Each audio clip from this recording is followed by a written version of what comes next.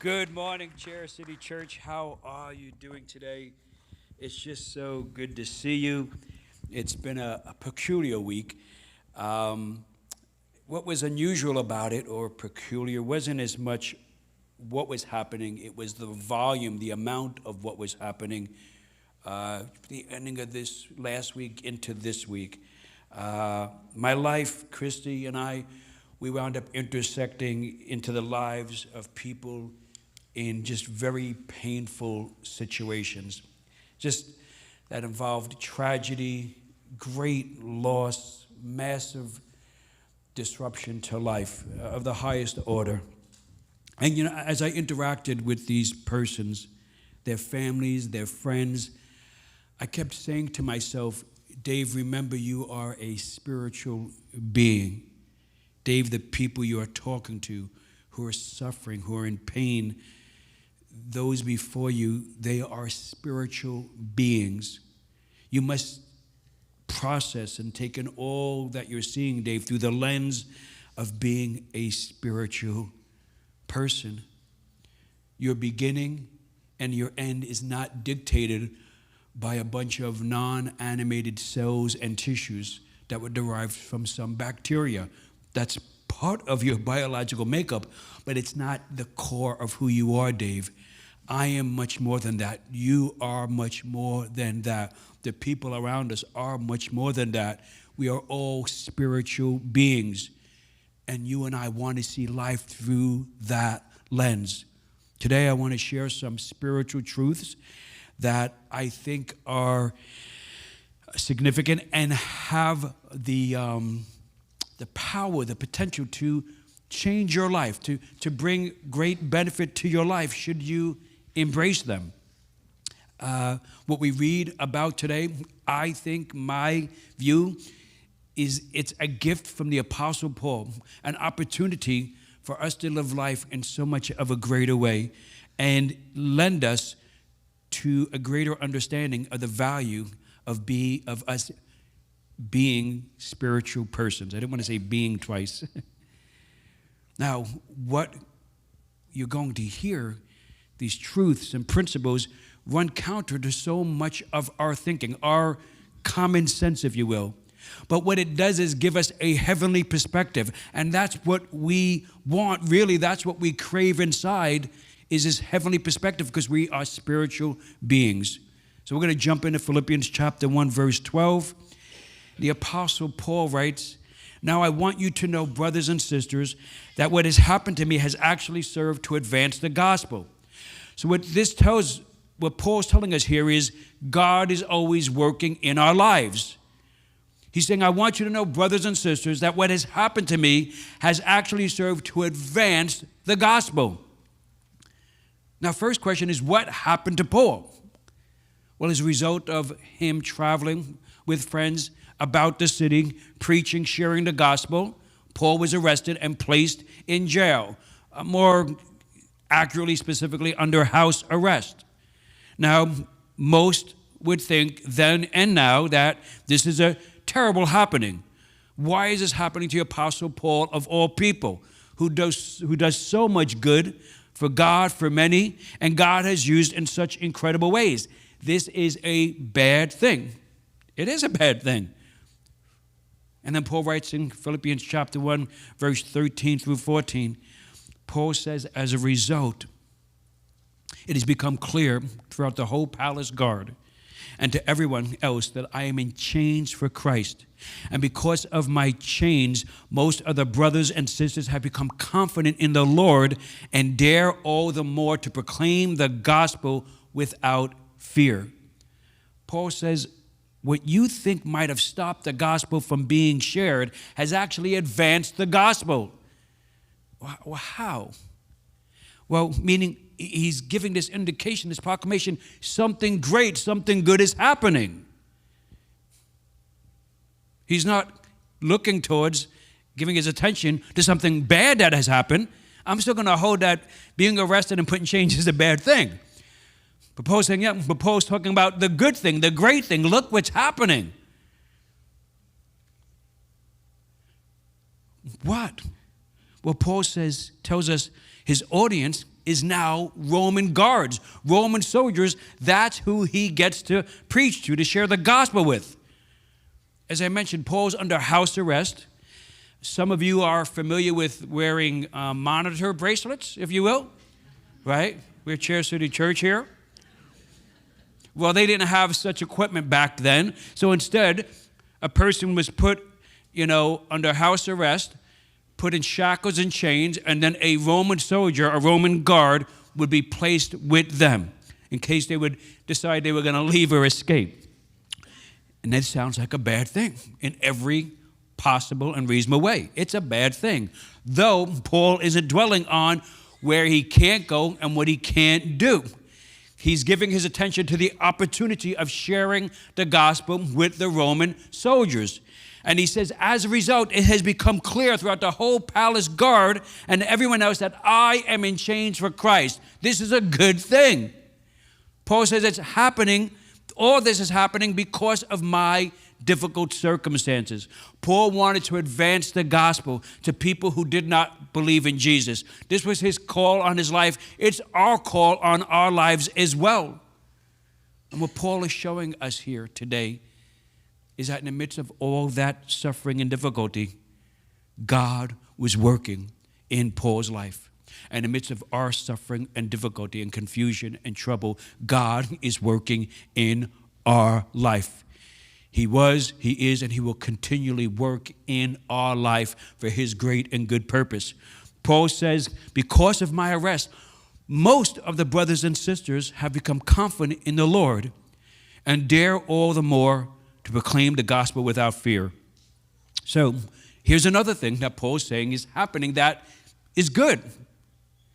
He's saying, yes, some believers, or I would imagine some persons who are Christians were spooked and shook up by Paul being arrested and put in chains. But Paul's saying, hey, Paul's bringing our attention that there are many. I think he actually said most brothers and sisters now are proclaiming the gospel in even a more bold way because of my being in chains.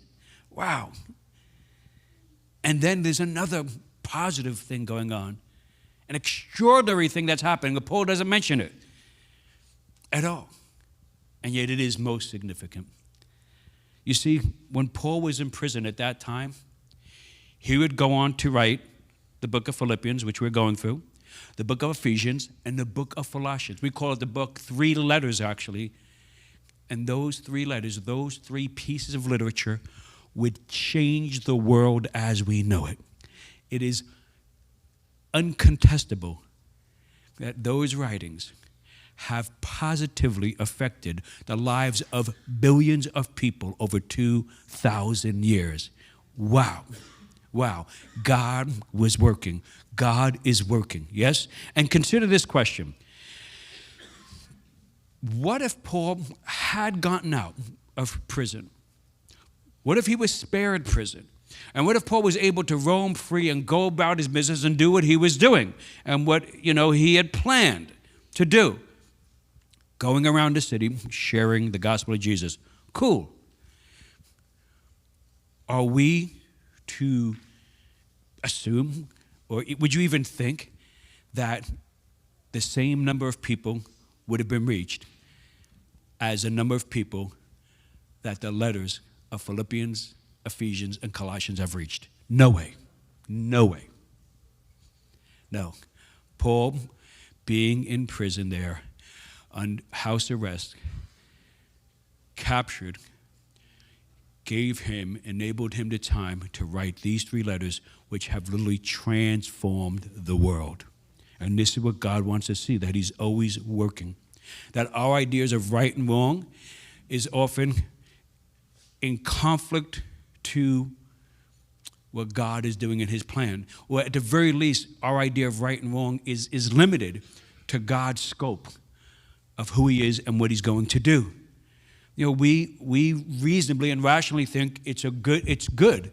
And I say me. It's good when I experience things I want to happen. It's good. From the massive things to,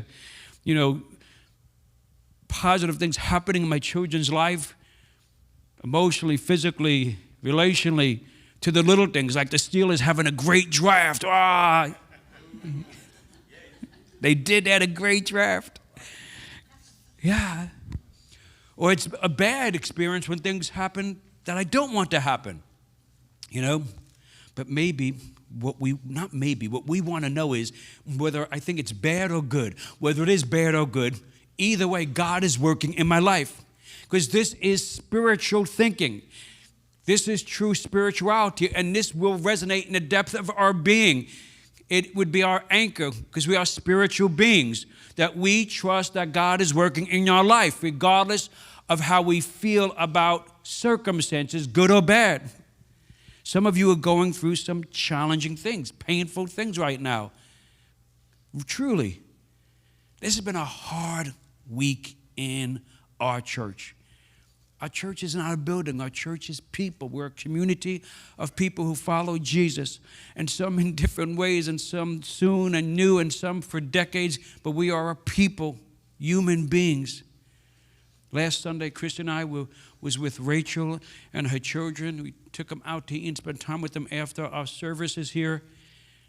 Rachel, and after that time, Rachel would head back out to Boston Children's Hospital. She's been there for over 60 days, her and her 2 children, and they're standing by her son, her 10-year-old son, Micah, who's autistic and is having and suffering from severe physical issues. They're trying to figure out, they're trying to stabilize him. 60 days.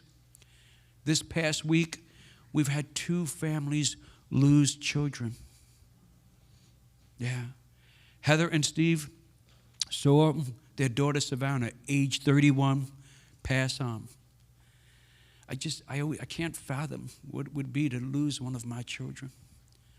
I just cannot. Patrick and his wife Andy saw their son Christopher pass on at age 34 years old. Again, it's inexplicable to me. I can't grasp the depth of that pain and suffering. I cannot. This week, our dear Linda LaRoche, had a severe stroke, and she's hospitalized, and she's in serious condition. Christy and I were with her and Dick, I believe on Friday. It's a lot of pain. It's a lot of pain to see. It's a lot of pain to realize. And Paul here, he teaches us, he teaches me, he wants us to realize something, that in the midst of all of this, God is working. It's painful, it is. It's bad, it is, but God is working. Remember, you're a spiritual being. Know, feed your spirit and know and hold on to this thought that God is working in you. Yesterday at the funeral, Christopher's mother, she shared a good amount, and really the theme of what she shared was God has a plan.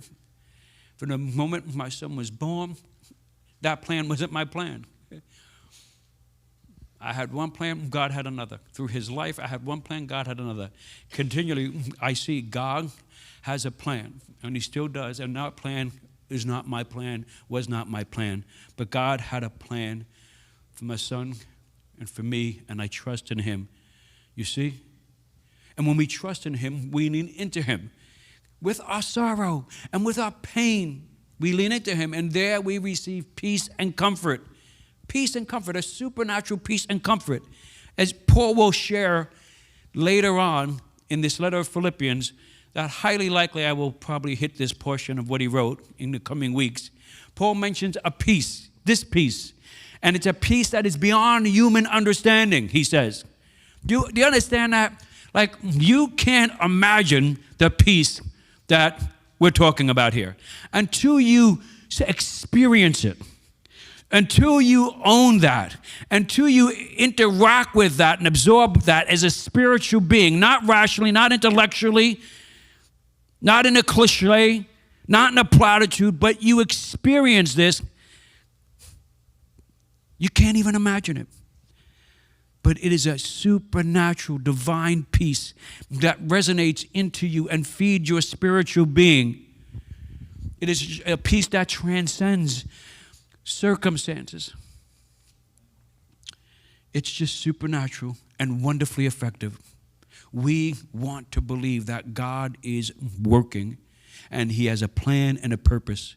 And Paul is saying, hey, in these times, turn to God. Trust God. You know, when I came to faith 30 years ago, what I have noticed, and I've likely, referred to this before. Some of you might be in the same place as me, some not. But what I have noticed over the years is that I grow in my faith through tough times, through the most difficult times.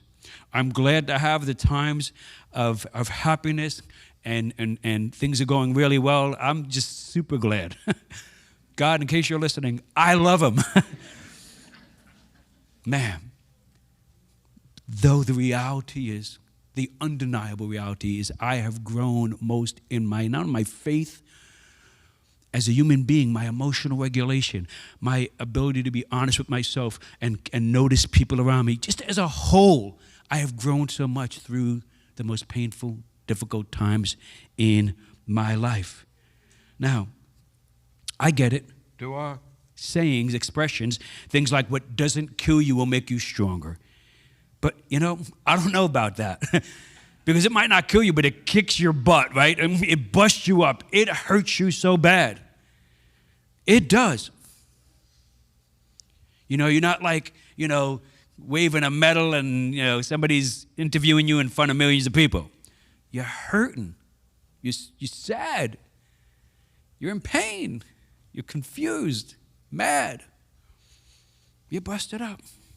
In the midst of all that, what I'm telling you, what Paul is sharing with us is, remember that Jesus is real and God is working in my life. That's what Paul not only teaches us, but lives it out large here in the letter of Philippians. Today in real time, what is happening in your life? What is going on? Where can you say in your life, I don't like this. I don't desire this. This is not how I want it to happen. This is difficult. It's extremely hard. It's painful. I'm suffering. Where?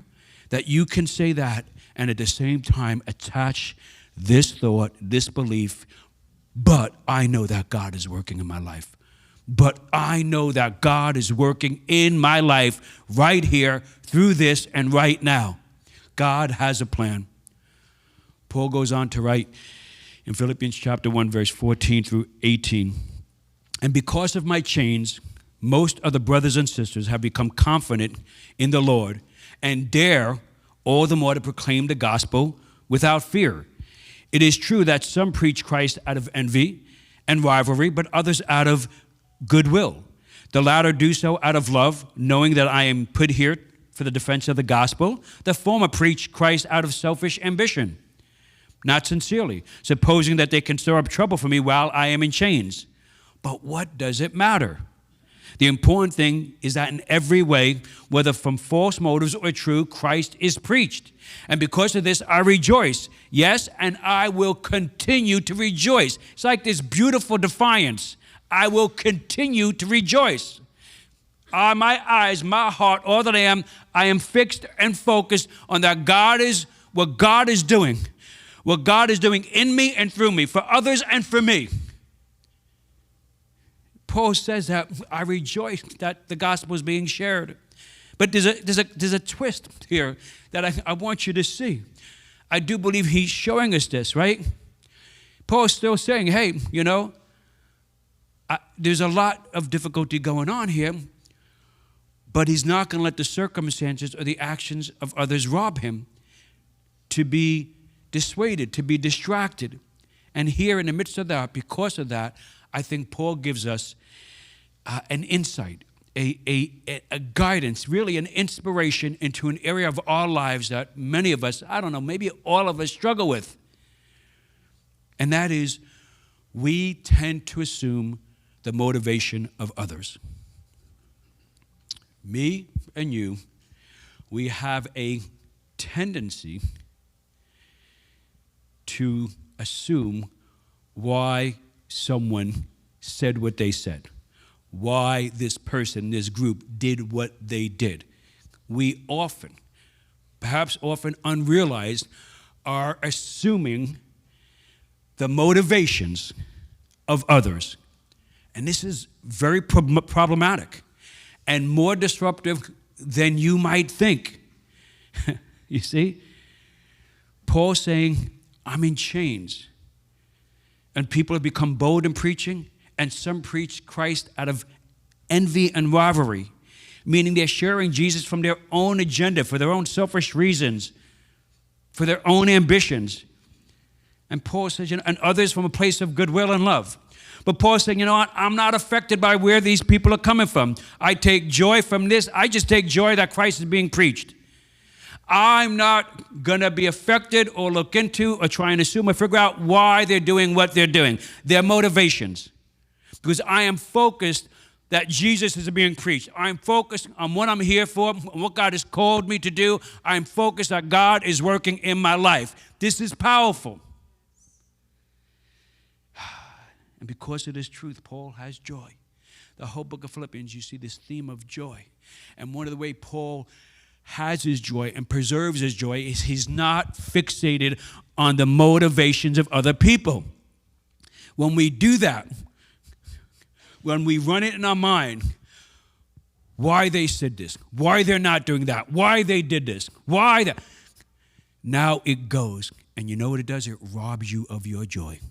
It robs me of our joy. It distracts us from realizing of what God is doing, his plan and his purpose, yes? And we are now just right there, such a target of Satan, to be manipulated, to be hijacked, to be in bondage of Satan. Listen, for some of us, you might not realize that so much of your life you're living from this way. So much of your life you're living from this way. I was even talking in a diner to one of the waitresses, and she said,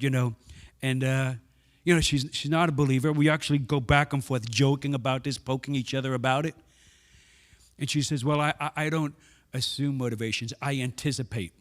And man, I wish I had to come back in here and get to preaching.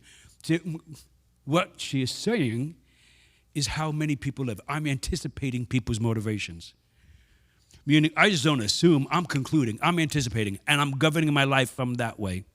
And that's what so much of us, what we do. And that really jacks things up so much. Some of you from 5 months ago, from 5 years ago, from 20 years ago, you're governing your life from the assumed motivations of others. It's so much how when you hear things, when you're interpreting them, then with the way you respond, stimulus and response, that's what's happening. You're filtering, gauging, assessing people's motivations. And to some extent, some of that is perhaps either a necessary or common component. But no, we're not talking about an observation. We're not talking about an intellectual kind of surface level, adaptation of information to make a decision. We're talking about something that stirs you, moves you, jacks you up emotionally. Something you see often in your closest relationships. This affects marriages significantly. It really does.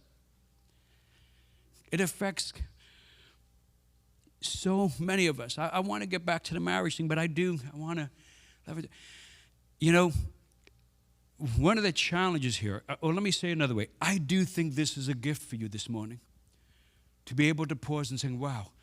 Because what Paul is saying here in so many ways is, don't pay attention to the other people's motivations. Don't try and assume them. Don't try and guess them. Because by the way, you and I, we need all the time we can get to pay attention to our own motivations, right? But Paul, hey, we need to take the time before God in a beautiful, holy way and check our own motivations. This is what is so important, and this is a great gift of God that only you can do as a person, as a creature of God, someone who's been created by God. This is something you could do. You're the only creature in the universe that can do this, that can sit down and assess your own motivations. Why am I doing this? Why am I saying this? What am I doing here? This is hard to do. It is so hard. But my Lord, listen, this is life-changing for us. And we do this before the cross. I had a time where this came to life for me very clear. because of the magnitude of what I was dealing with. I was, as I've said, I've told you many times before about situations attached to when we planted a church. There came a time, I don't know, we were at the beginning of the process, maybe we were just a few months in, and I'd come to the end of myself. We had gone to conferences. Christy and I had talked to people. We were given books, and we were reading books. And what we were hearing, not all of what we were hearing, but a part of an element of what was being brought to us is you're going to do something incredibly difficult. The failure rate is very, very high. It's well over 90%. Most people do not even hear about most of the failures that come here. And here's what you're walking into.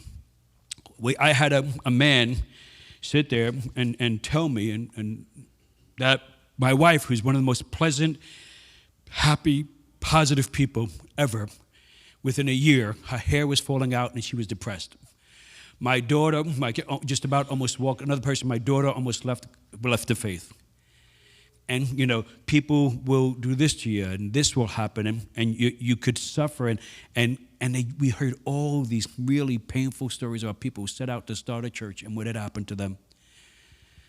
And the day came when I sat there, knowing all that. And by the way, seeing it, talking to people who had gone through this and who were going through it. Because we would travel and go and meet with people who had just planted, were planning to plant. And I sat there one day and I said, Dave, what are you doing?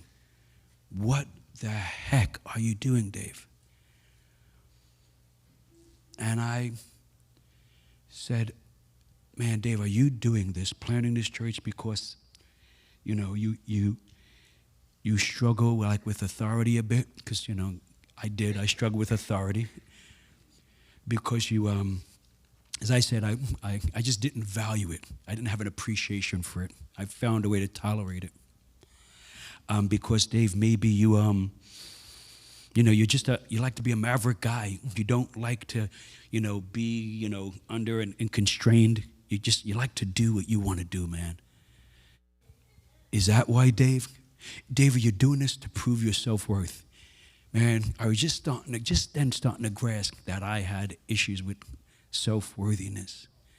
Are you doing to prove, not just to people that you're better, or just, Dave, is this about you? You got to prove to yourself that you can do something that is rarely done very well, that you can do this. You got to prove to yourself, Dave, that you can do this. Is that why? Or, Dave, are you doing this because you deeply love God, because you deeply want other people to have what you've received because of coming to Christ, that you really, truly believe, Dave, that this is what your life is going to be? And I couldn't resolve it. I didn't know. I did not. I was stuck right in the middle. And I was really shaken by not having the clear answer for that. So what I did was I submitted myself to God. I said, Lord, here I am. I'm going to move forward. But here, Lord, I give myself to you. Meaning, all this authority stuff and self-worth, here's what I'm going to do, Lord. Whatever comes my way, first I'm going to go within a group of people and find accountability and authority.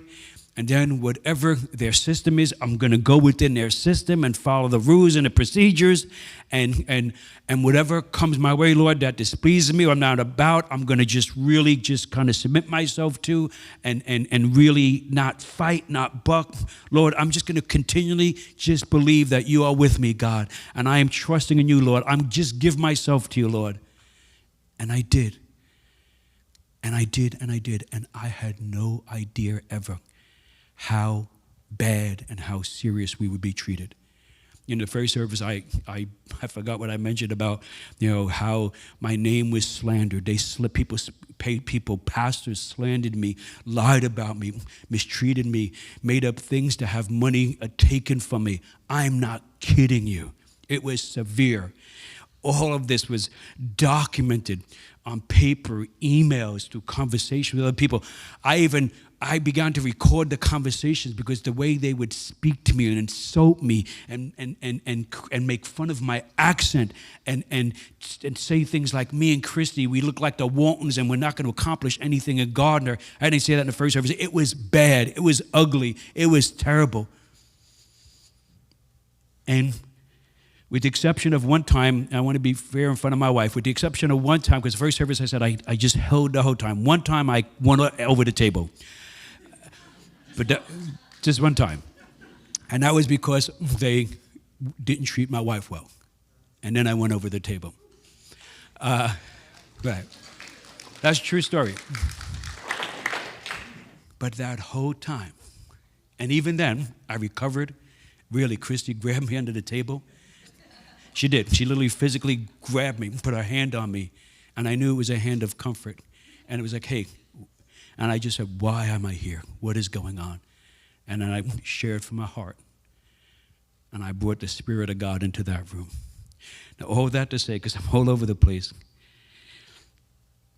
I was giving myself, I could have fought back, even in a few phone calls. 2 phone calls would have stopped it all. 2 phone calls, maybe 1 phone call, I could have stopped it all.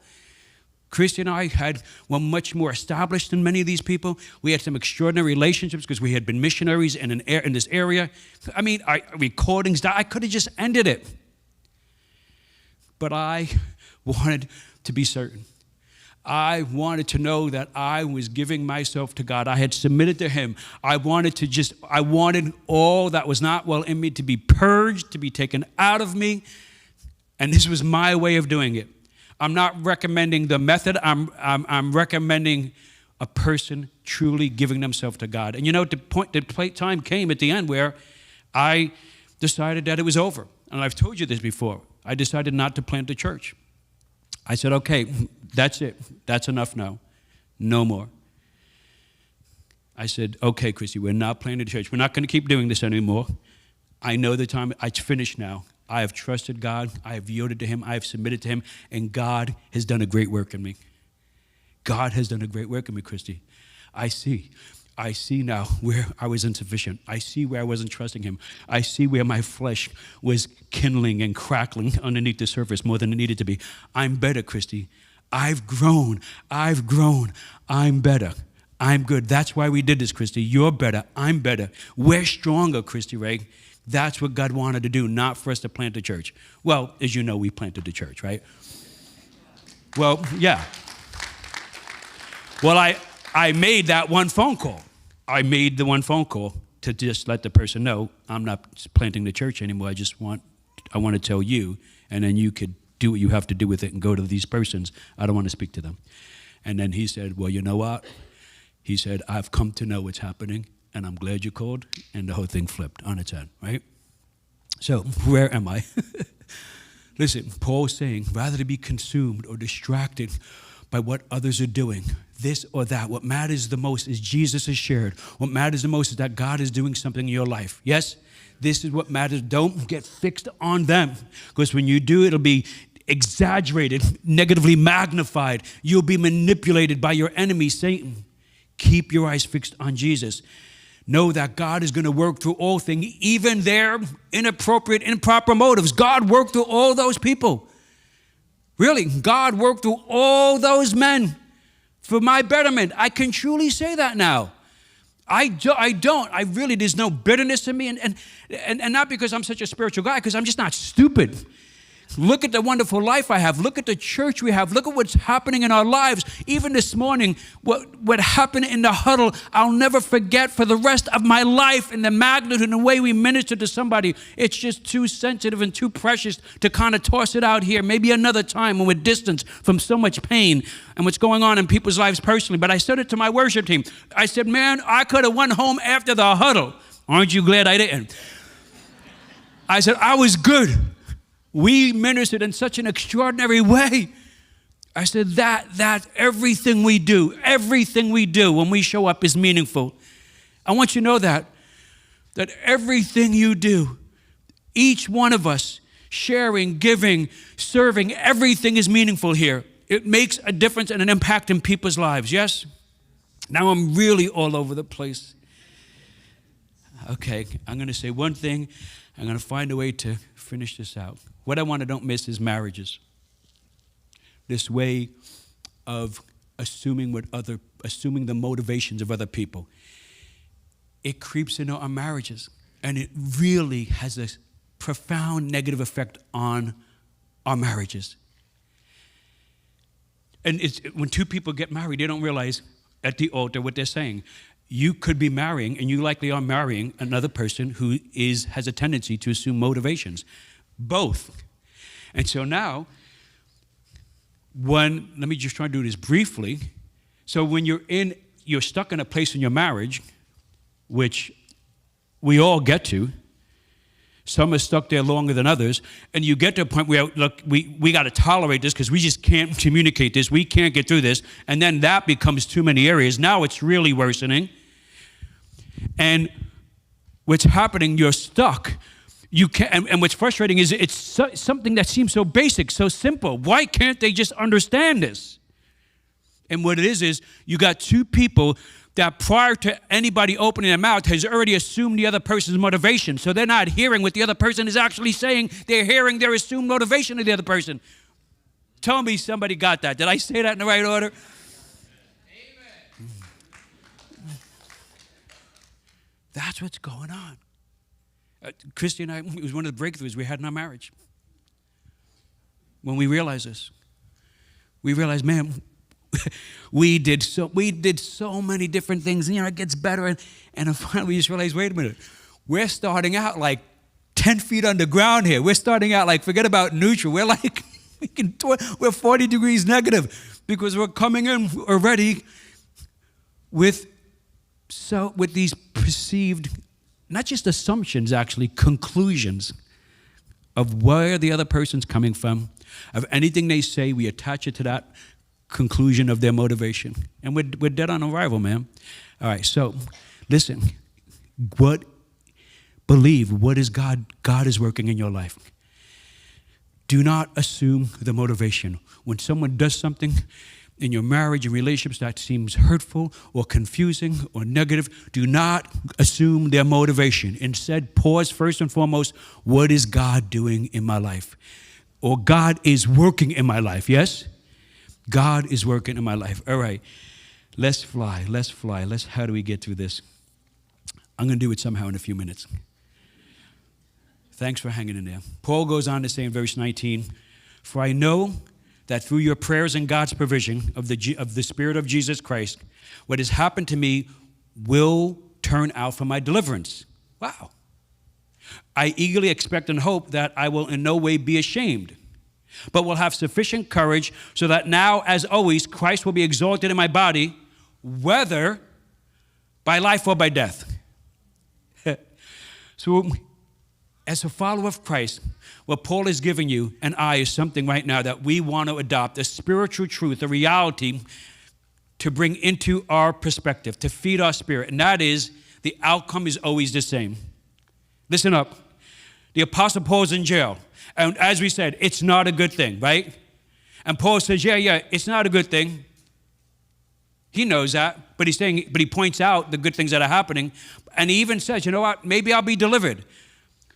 Perhaps he says, your prayers will deliver me. I believe I'll have the courage always to see this through. But he says, but by the way, either way, whether I am delivered and live or whether I die, the outcome's the same. He said, that's because my goal is not to get out of jail. My goal is not to be delivered from jail. My goal is that Jesus will be glorified in my life. It's crazy. It's powerful. This is your goal in life. This is my goal. That Jesus is glorified in life. That's why God is so great. That Jesus will be magnified in our lives. You know? The time came when the Apostle Paul didn't get out of jail and did die.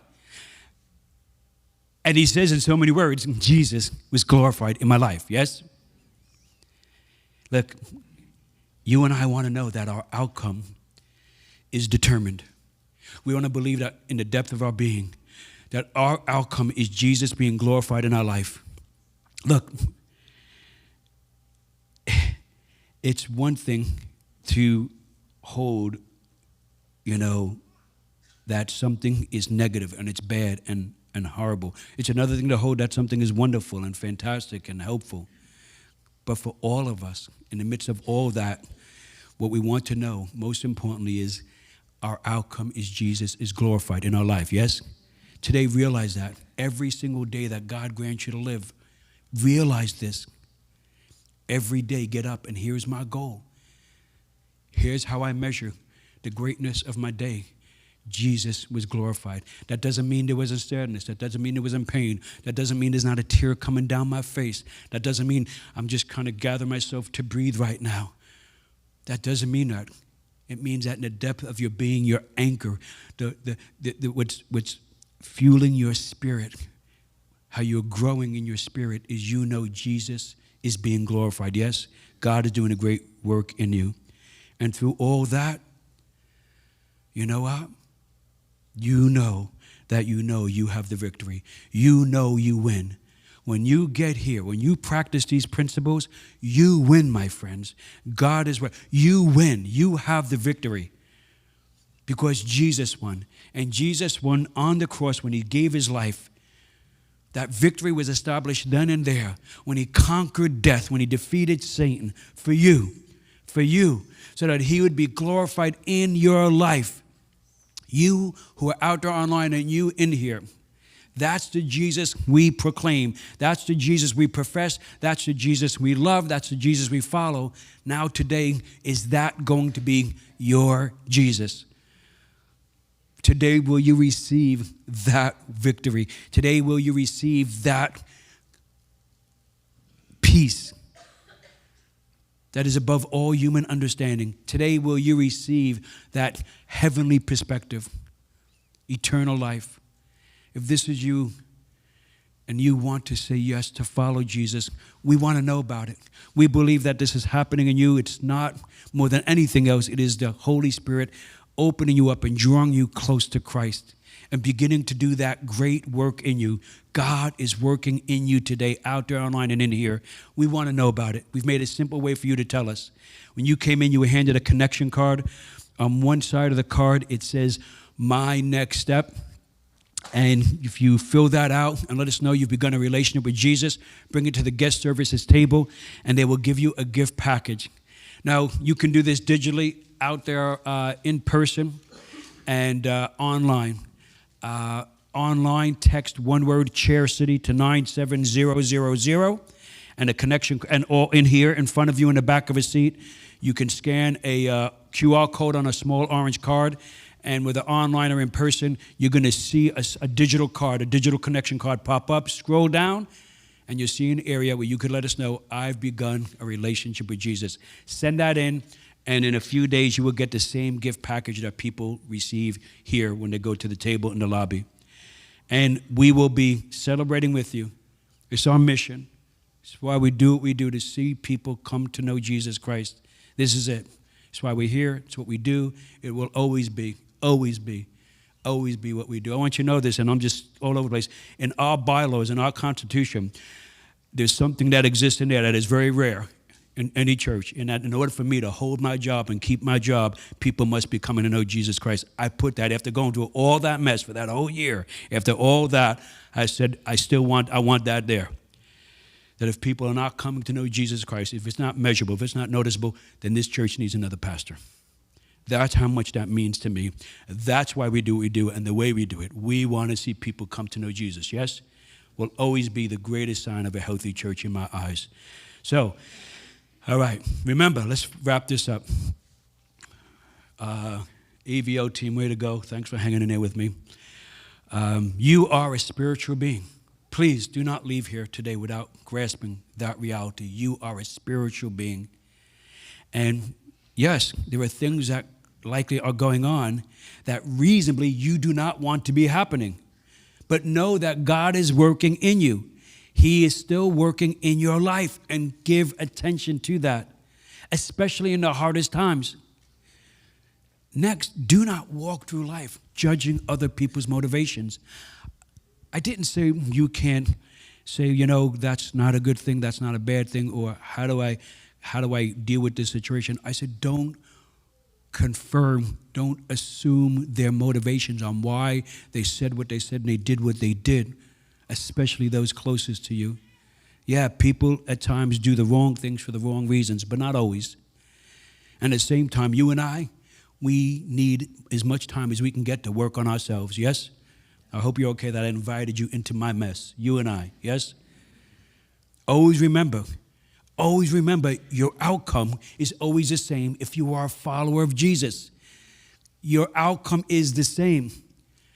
I'm grateful that the Apostle Paul's focus was not to get out of jail. Praise God. All that you hear in this book of Philippians, all the things we're going to be hitting on, all because Paul's objective and his goal was not to get out of jail,